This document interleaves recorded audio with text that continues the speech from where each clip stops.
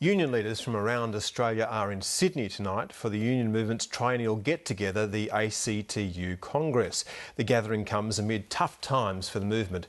Union membership has slumped to just 18% of the workforce. The Labor government appears headed for oblivion, and the Health Services Union is mired in scandal, accused of serially abusing the trust of some of the lowest paid workers in Australia.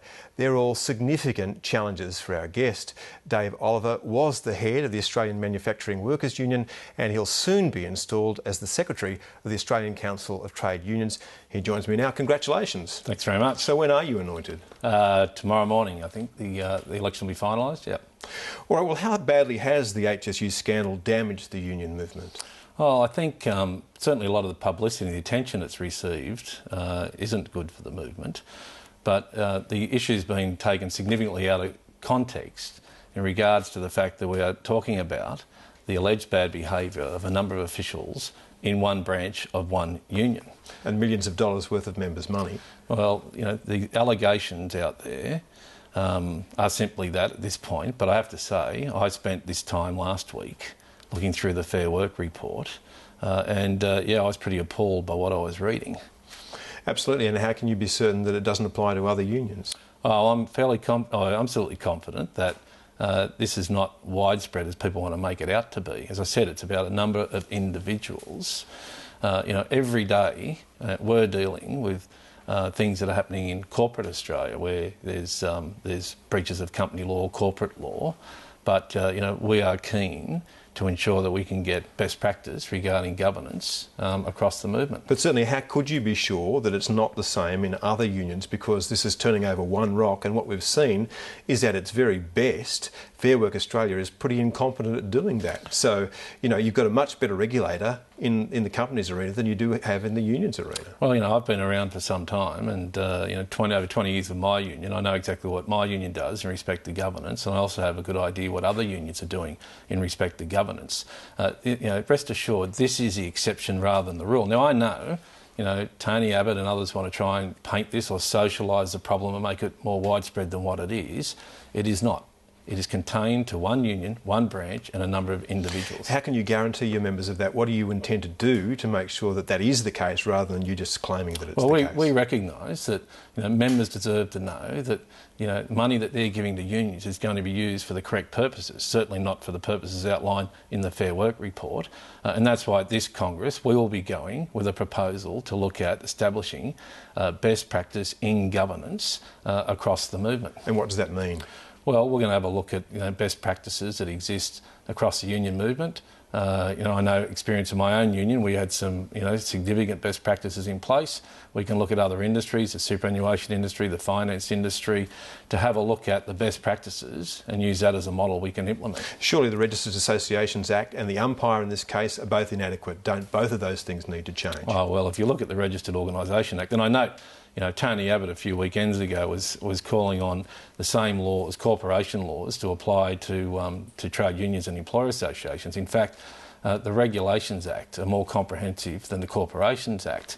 In regards to the Fair Work report, I have to say, in reading that, I'm sure you'd agree if you did read it, it's probably one of the most comprehensive forensic reports that I've read. Now, pity it took 4 years to get there. Yeah, I agree. I share your concern, and there is an independent review which hopefully will get to the bottom of that. But it was a comprehensive, very forensic look at it, and it's something that we will look at in respect of future governance practices. Way too late, and surely Fair Work Australia will have difficulty surviving it, at least its investigations power after this. Well, I can't speak for Fair Work Australia, but I do know in regards to that report it was very comprehensive. Do you think that members' money should be used in future for political campaigns without them having a vote on whether or not that should be the case? Well, I know that unions members is used to be out there campaigning on relevant issues, and that's something I'm very keen to take to the Congress, to be out there campaigning on the issues that matter most to workers, particularly around the use of insecure employment.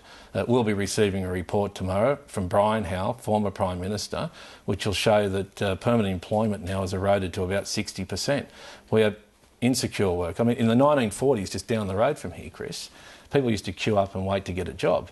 Well, these days they're sitting at home waiting for a text message. It's become the electronic hungry mile, and that's certainly something that we want to address. When you look at casualisation of the workforce, though, in 1988, 18% of the workforce was casualised. It peaked at 21% in 2007, and it's dropped back down to 19% now. So it's not something that's growing. But that's one form. You know, if you take on board fixed-term employment, contractual arrangements, you'll see that the whole category has actually increased. You know, we've got situations where teachers every year have to reapply for their job. We've got situations where entire workforces are engaged as labour hire companies and they've got to ring up the night before to find out if they've got a job the next day. Some people want to be independent contractors, though. It's just that the union movement doesn't like it much. Oh, no, I refute that. Yeah, I agree. Some people do want to work as independent contractors. My father was an independent contractor, as an electrician.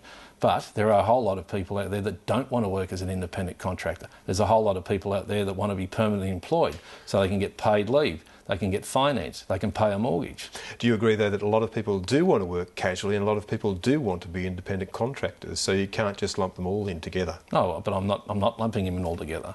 Again, you know, we've got now 60% of the workforce that may be engaged on a permanent basis, but the rest are in an insecure form of employment. The Australian Industry Group says this is just part of another push for you to make the workplace less flexible than it is now. Oh yes, you know, the Australian Industry Group love that word, flexibility. You know, they've been saying that for as long as I've been around, for over 20 years. If you look at the old awards, the Metal Industry Award, you know, a workplace in the metal industry can work 24 hours a day, 7 days a week. I don't think you can get more flexible than that. What they're after, flexibility is code to erode conditions, code for taking away penalty rates and shift loadings and meal breaks. And you code is your election code for the fact that you believe, the union movement believes, that an Abbott government is on the way.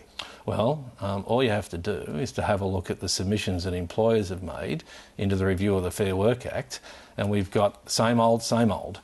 We've got individual flexibility, AWAs, that's work choices. Let's remove access to unfair dismissal remedies, that's work choices. Let's make bargaining voluntary, that's work choices. So I'm under no illusion. If Tony Abbott is elected, despite his assurances that work choices are dead, buried and cremated, there will be a move to resurrect it. Just briefly, are you expecting him to be elected? We'll be out there campaigning on relevant issues and we'll see what happens at the end of the day. Dave Oliver, thank you. Thank you, Chris.